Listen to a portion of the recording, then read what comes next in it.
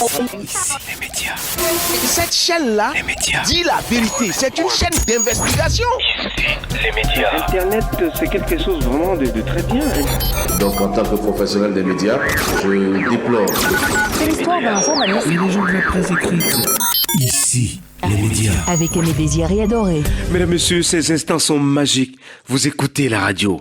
Ici les médias, voici le sommaire. Afrique du Sud, la SABC ne diffusera plus les manifestations publiques violentes. Le groupe audiovisuel public sud-africain a décidé de ne plus diffuser les manifestations publiques dès lors que les individus cassent, brûlent ou détruisent des biens publics. Bonjour Karine. Bonjour Aimé Désiré, bienvenue en Afrique du Sud. Karine Mambou est à Johannesburg et elle nous en dira plus. Afrique-Chine, une société chinoise fait une publicité raciste contre les Noirs. La publicité du détergent Kiaobi a déjà fait le tour du monde des médias. C'est bien son côté raciste qui est dénoncé. Nous en dira plus Philomène Ducy. Bonjour Philomène. Aimé Désiré, bonjour. Il fallait en parler. À la demande des internautes et des auditeurs, il fallait reparler de Jules Logou, cet électronicien togolais qui a conçu et fabriqué le Foufou Mix. Roland Diakou vous l'expliquera. Afrique, les compétitions FIFA seront diffusées gratuitement en Afrique subsaharienne. Et il s'agit notamment de la Coupe du Monde féminine des moins de 17 ans, de la Coupe du Monde féminine des moins de 20 ans et de la Coupe du Monde futsal 2016. Les métiers de la communication. Qu'est-ce qu'un perchiste? En quoi consiste le métier de perchiste? Dans les métiers de la communication, vous aurez les explications de Cédric Tachago. Cédric Tachago, bonjour. Aimé Désiré, bonjour et bonjour à tous les auditeurs. Bonjour, merci. Bonjour Aimé Désiré. Passionné des médias. C'est ici les médias. Ici, les médias. Afrique du Sud, la SABC ne diffusera plus les manifestations publiques violentes. Le groupe audiovisuel public sud-africain a décidé de ne plus diffuser les manifestations publiques dès lors que les individus cassent, brûlent ou détruisent des biens publics. Karine Mambou. Ici, les médias. Ici en Afrique du Sud, la polémique est relancée sur la SABC. Le groupe audiovisuel public, avec ses 18 stations de radio et ses 5 chaînes de télévision, a décidé de ne plus diffuser les manifestations publiques dès lors que des individus cassent, brûlent ou détruisent des biens publics. Le directeur des opérations de la SABC, Lodi Moteinen, a expliqué que la diffusion des manifestations violentes n'est pas nécessaire, sachant que le groupe audiovisuel public a la mission d'éduquer les citoyens. Il a même Aimé Désiré invité les autres médias du pays à suivre l'exemple de la SABC. Pourtant, cette décision est vivement dénoncée par le Forum national des éditeurs, la South African National Editors Forum, en Abuja-Salef, qui fustige une forme de censure totalement inacceptable. Les éditeurs défendent le droit des citoyens d'être informés, même sur ce qui est mal. Le vice-président du SAFNEF, Raymond Lou, demande d'ailleurs aux médias de rejeter l'appel de la SABC. Cette position Aimé Désiré est partagée par d'autres organisations de défense de la liberté d'expression et bien d'autres mouvements. Et il y a par exemple le Freedom of Expression Institute en abrégé FZ, le Media Monitoring Africa ou encore la coalition Save Our SABC. Des organisations politiques ont rallié leur cause. Toutefois, la SABC continue de défendre sa position. Selon le porte-parole du groupe Kaiser Kangiago, les images de violence à la télévision publique encouragent des gens d'autres communautés à penser que, dans le but de recueillir leur part, ils doivent faire pareil. Au finish, on détruit le bien appartenant au peuple d'Afrique du Sud. Il réitère que certes, les manifestations publiques seront couvertes, mais dès lors que celles-ci deviennent violentes, les aspects ne seront pas diffusés. Le président du SANEF, Pumelelo Kabela, répond à cet effet que les événements peuvent être racontés de manière intelligente et originale sans omettre les faits sur les dérapages. Karine Mambou depuis Johannesburg pour Ici les médias. Ici, les médias. C'était Karine Mambou, notre correspondante à Johannesburg. C'est en Afrique du Sud. Ils sont tous en ligne avec nous, Ismaël, Olivier et Cédric. Alors Ismaël, bonjour. Bonjour Adoré, bonjour à tous. Alors, que pensez-vous de cette décision du groupe audiovisuel public sud-africain ? Il faut de ça essayer donc de ne pas voir surtout péjorativement cette décision. C'est une décision salutaire qui vise donc à cacher, donc à ternir, à ne plus montrer aux yeux de la jeunesse certaines images qui pourraient être préjudiciables à la jeunesse, c'est-à-dire qui pourraient à un moment donné décourager les casseurs, c'est-à-dire qu'en le diffusant cela, ça pousse des personnes qui voudraient passer à la télé, ça pousse des personnes qui voudraient donc essayer donc de pouvoir montrer donc leur véracité, leur capacité à pouvoir être apte à casser quoi que ce soit à partir du moment où ils sont pas donc d'accord sur une décision de l'État. Je crois qu'il y a un problème. Donc voilà, je pense que c'est une décision qui est quelque part salutaire, mais qui n'est totalement pas salutaire à partir du moment où la liberté d'expression a quelque peu piétiné. L'État, la SABC ne peut plus à un moment donné essayer de s'exprimer, essayer donc de diffuser quoi que ce soit, parce qu'en réalité on est un petit peu sur le joug de pouvoir prouver également que l'État travaille bien, de prouver également que l'État est un petit peu au-dessus de tout. Voilà. Ismaël Karim, ne partez pas, je vous en prie. Olivier Nkayu, bonjour. Bonjour Aimé Désiré et bonjour à tous les auditeurs de Ici les médias. Alors Olivier, la question qui fait débat en Afrique du Sud pose le sérieux problème de la violence à la télévision.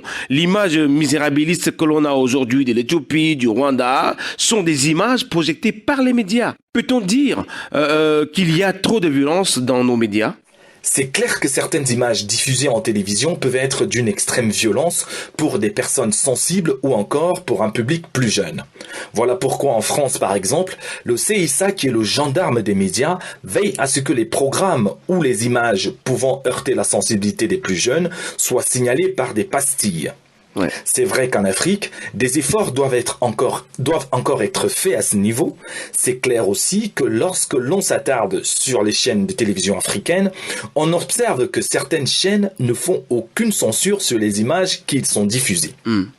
Mais on dira que l'Afrique est en phase d'apprentissage, car nous avons encore à l'esprit, vous le disiez dans le papier tout à l'heure, les images des enfants affamés et amaigris d'Éthiopie, ou encore les images effroyables du génocide rwandais. Pourtant, ces images ont été tournées et enregistrées par les télévisions occidentales. En revanche, sur le cas sud-africain, c'est un peu excessif de ne pas diffuser des manifestations et les violentes irréférentes, car on finira toujours par les retrouver sur les réseaux sociaux. Alors oui, il y a encore trop de violence dans nos médias, mais on note une nette amélioration dans le traitement de ces images violentes. Cela est encourageant, car nous sommes sur la bonne voie. Olivier Nkayu, merci. Ne partez pas s'il vous plaît. Cédric, bonjour. Bonjour Aimé Désiré et bonjour à tous les auditeurs. Cédric, en Afrique du Sud, que l'on décide de ne plus montrer la violence des manifestations à la télévision, est-ce que ce cas de l'Afrique du Sud devrait faire école sur le continent ? Eh bien, sans entrer dans le débat qui oppose la SABC et les mouvements de défense de la liberté d'expression sur cette question en Afrique du Sud, nous pensons qu'il est clairement posé ici la sempiternelle problématique de l'éthique et de la déontologie dans le traitement de l'information. La responsabilité des hommes de médias africains dans l'exercice de leurs fonctions apparaît donc comme principale leçon à tirer de cette affaire. C'est à travers l'autocensure que le journaliste, par exemple, doit s'interroger sur la portée de l'information qu'il publie. Les images, par exemple, sont-elles choquantes? Peuvent-elles heurter les sensibilités? Faut-il les flouter? Des questions et bien d'autres qu'il faut essayer de résoudre à la base pour éviter tout dérapage. Et dans ce sens, les organes de régulation en Afrique ont également un rôle fondamental à jouer en fixant des garde-fous, en définissant des lignes de conduite et en sanctionnant au cas opportun. Mais tout ceci en gardant à l'esprit le droit du public à l'information. Merci Cédric Tachago. Ne partez pas, je vous en prie. De la violence à la télévision, on en trouve dans tous les genres, même dans la publicité chinoise. Afrique-Chine, une société chinoise fait une publicité raciste contre les Noirs. La publicité du détergent Kiaobi a déjà fait le tour du monde du média. Philomène Ducy, vous nous dites que c'est son côté raciste qui est dénoncé. Oui, mais Désiré, c'est ce côté raciste qui fait problème. En effet, ce spot met en scène un jeune homme noir dont le visage et les vêtements portent des taches de peinture.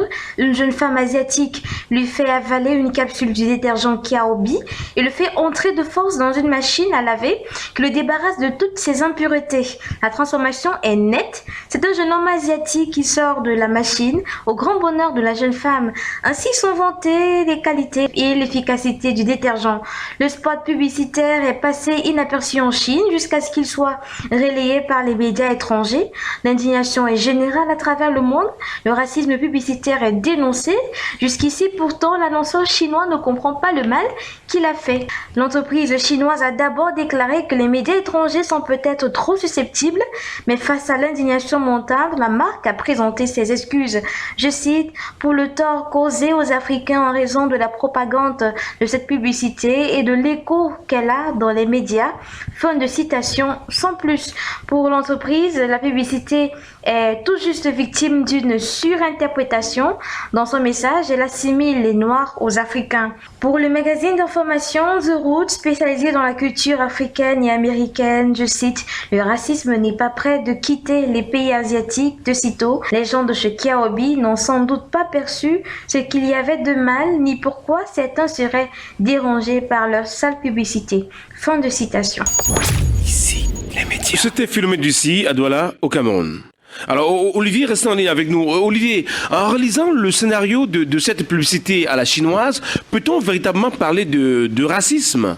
Lorsque l'on prend la définition du racisme, on se rend aisément compte que celle-ci doit être revue car ne convenant plus totalement au contexte du monde actuel. À ce jour, on dénombre une multitude de sortes de racisme qui partent de la couleur de la peau à la différence culturelle en passant par la religion, la différence physique, le pays d'origine et j'en passe. Le racisme au final est donc une idéologie qui, partant d'un postulat, considère que certaines catégories de personnes sont intrinsèquement supérieures à d'autres. Ouais. Pour revenir à cette publicité chinoise qui a provoqué un tollé d'indignation en Occident, tout dépend de quel bord on se situe pour la juger raciste ou pas. Ouais. Personnellement, mon sentiment est mitigé car du fait de ma différence de couleur avec un individu, je ne me sentirai pas pour autant inférieur, bien au contraire, j'aurais tendance à me sentir plus beau, plus intelligent et mieux doté par la nature, suivez mon regard.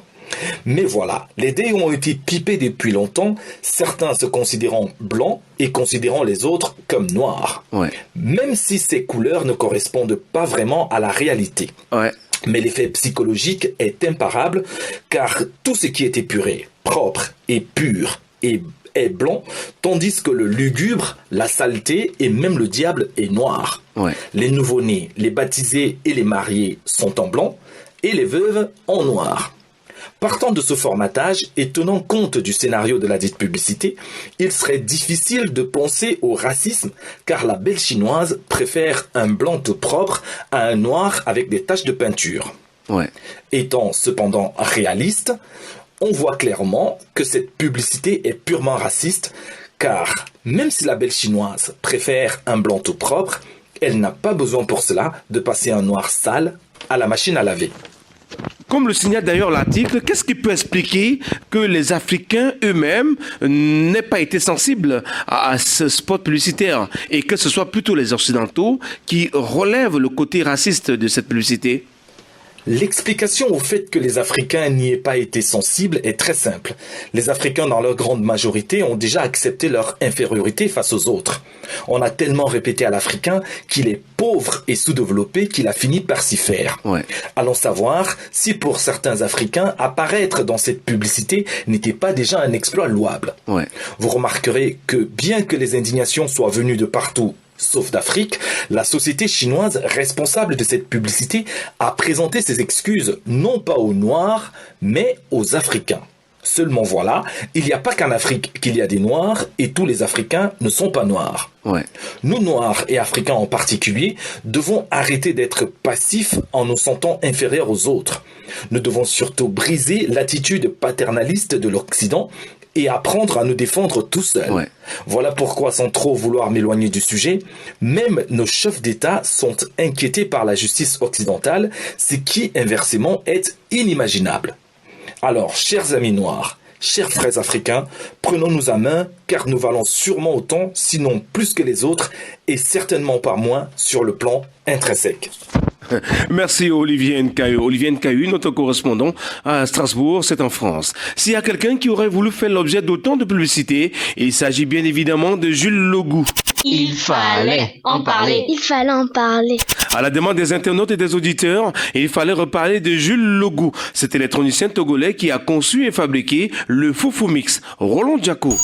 Bonjour mes désirés, bonjour à tous les auditeurs. Toujours un plaisir d'être dans ce studio. Alors, c'est le cas de Jules Logou, qui est un électrotechnicien, chercheur et inventeur de nationalité togolaise qui a conçu et fabriqué le Foufou Mix. C'est un mixeur made in Togo qui permet de préparer un plat très apprécié des Africains, le foufou. Alors, il faut le dire, Aimé Désiré, que cette invention est très innovante, car la préparation du foufou est plutôt pénible, surtout pour les femmes africaines auxquelles cette corvée est généralement réservée. Après plusieurs années de recherche, Jules Logou, puisqu'il s'agit de lui, se rend compte qu'il n'est pas nécessaire de toujours piler les tubercules avant d'obtenir cette pâte gluante très appréciée par les Africains. Il suffit tout simplement de les malaxer suffisamment. C'est la naissance du Foufou Mix, une machine brevetée depuis l'an 2000, composée de 2 petites palettes fixées sur un axe rotatif qui malaxe les morceaux d'igname jusqu'à l'obtention d'une pâte homogène. Il existe 2 versions de cette machine, l'une des 0,75 kW qui coûte environ 457 €, soit près de 300 000 francs CFA, et l'autre de 1,1 kW qui coûte environ 534 €, soit 400 000 francs CFA.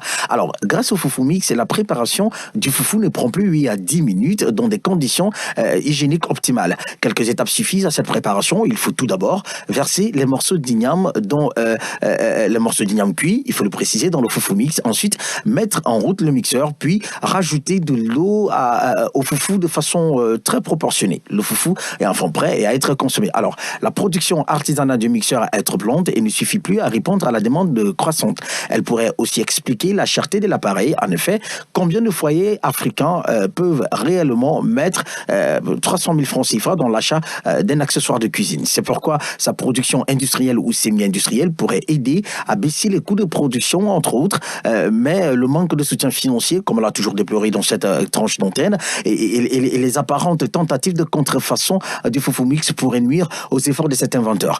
En dehors, il faut le préciser aussi, Aimé Désiré, qu'en dehors du Foufou Mix, Jules Logou a conçu d'autres inventions incluant, mais ne se limitant pas au WC mobile à incinération, ainsi que la plateforme grimpeuse en abrégé PG qui permet de travailler plus facilement et même en position assise sur un poteau électrique.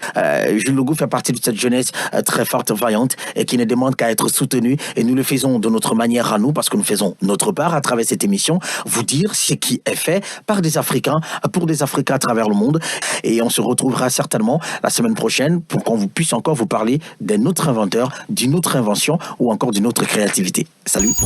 Ici, les médias. Merci Roland. Roland Diakou à Libreville, c'est au Gabon. Alors que Jules Logou cherche des financeurs pour une production de masse de son Foufou Mix, la FIFA offre gratuitement des compétitions en 2016.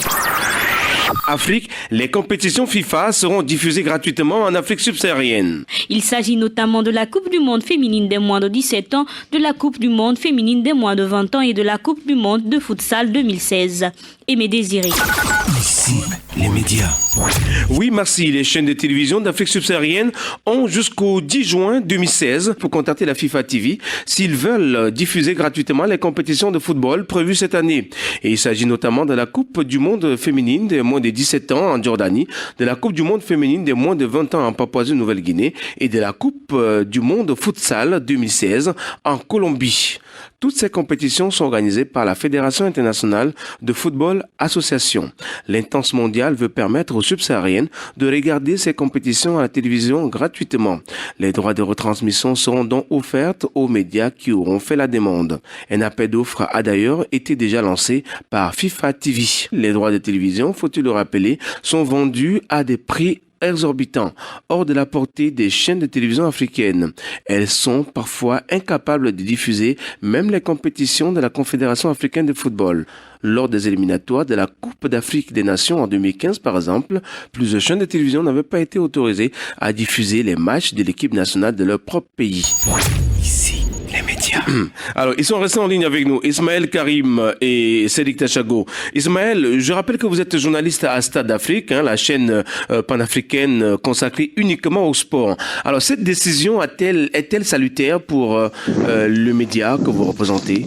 Écoutez, pour ce qui est donc des droits de retransmission des matchs, je crois que c'est une décision beaucoup plus salutaire pour les médias que nous représentons, encore pour Stade Afrique, déjà, diffuser nos images sur le continent. C'est d'ailleurs notre mission, nous, déjà en France, nous émettons un clair, c'est-à-dire que gratuitement, chez les opérateurs tels que Bouygues, SFR, Eutelsat également pour l'Afrique et même chez Free. Juste pour dire que notre mission, ce n'est pas la recherche d'un profit ou encore essayer donc d'avoir l'exclusivité donc de la retransmission des matchs. Non plus. Nous voudrions donc que ce soit un petit peu libre, hein, que pour tout le monde de pouvoir contacter la FIFA pour diffuser en direct.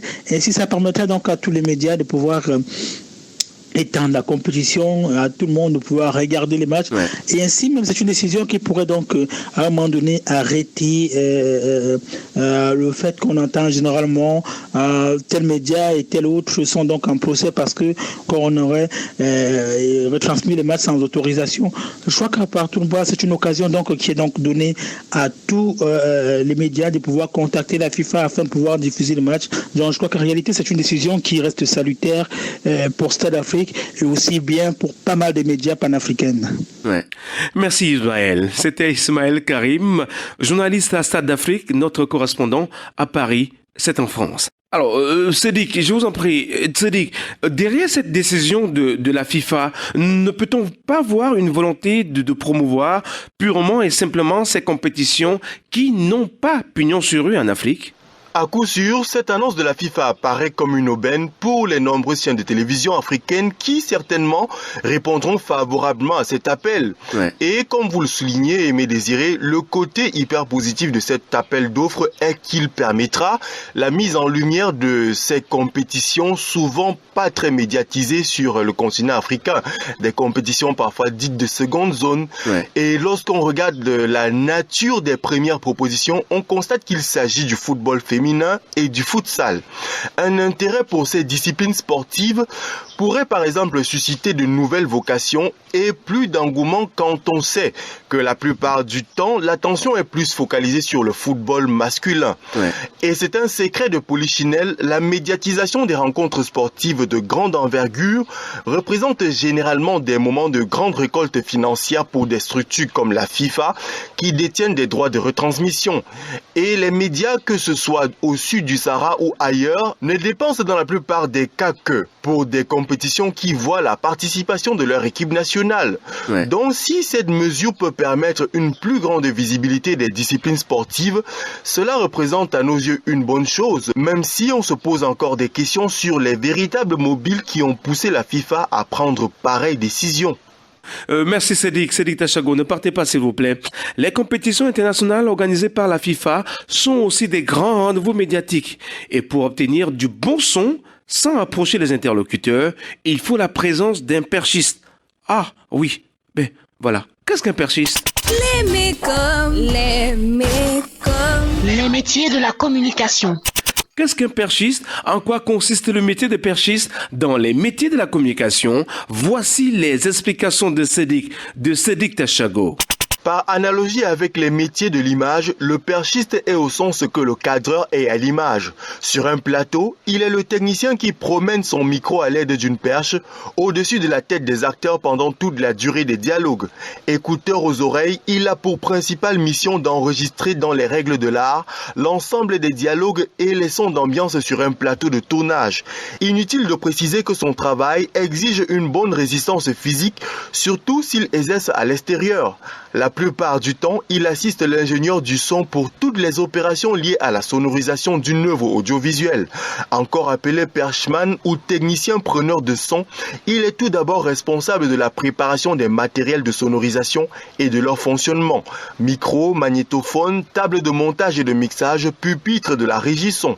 Il effectue des réglages nécessaires sous la direction du chef opérateur ou de l'ingénieur du son. Il est de ce fait garant de la qualité du son qu'il transmet à ces derniers. Le perchiste veille à ce que ni la perche ni le micro ne rentrent dans le cadre de l'image ou que ces matériels ne créent pas d'ombre visible. Mouvement des caméras, déplacement des acteurs sont autant d'éléments à prendre en compte dans ce travail qui demande calme, méthode et une bonne concentration.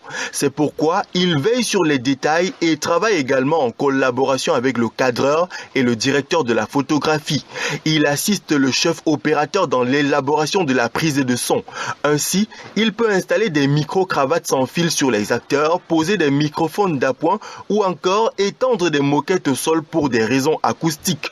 Autre activité, il réalise le montage son ainsi que le câblage des enceintes et l'installation des micros sur le plateau et à la régie. Le perchman exerce dans des secteurs divers comme le cinéma, le spectacle, la radio et la télévision. Ce spécialiste du son doit être capable de s'insérer dans une équipe technique et de s'adapter aux directives du metteur en scène et des acteurs. Imprévus et stress sont généralement au rendez-vous. Mais comme compétence, il doit avoir des capacités acoustiques et techniques, une sensibilité musicale et un esprit méticuleux. La plupart du temps, de nombreux perchistes exercent au bout d'une formation sur le terrain, mais des aspirants pourraient bien acquérir des bases solides dans des écoles de formation consacrées au métier de l'audiovisuel. C'est le cas de la National Film and Television Institute d'Accra au Ghana et de l'École supérieure des métiers de l'audiovisuel du Sénégal. Ainsi, les métiers de la communication étant divers et variés, à vous de tracer votre chemin. Merci Cédric. Maintenant que vous connaissez en quoi vous en tenez pour être perchiste, à vous de prendre la bonne décision pour une meilleure intégration dans le monde de la communication. Ici, les médias. Aimé, désiré, adoré. Passionnés des médias, merci d'avoir écouté cette autre édition d'Ici les médias. Production, Ada Production, coproduction Record FM Gabon, nos correspondants à Libreville, Roland Diakou, Philomène Ducis, Cédric Tachago à Douala au Cameroun, Olivier Nkayu à Strasbourg, Ismaël Karim à Paris, c'est en France, Karim Mambo à Johannesburg, c'est en Afrique du Sud. Retrouvez ce programme sur notre chaîne YouTube, Ici les médias.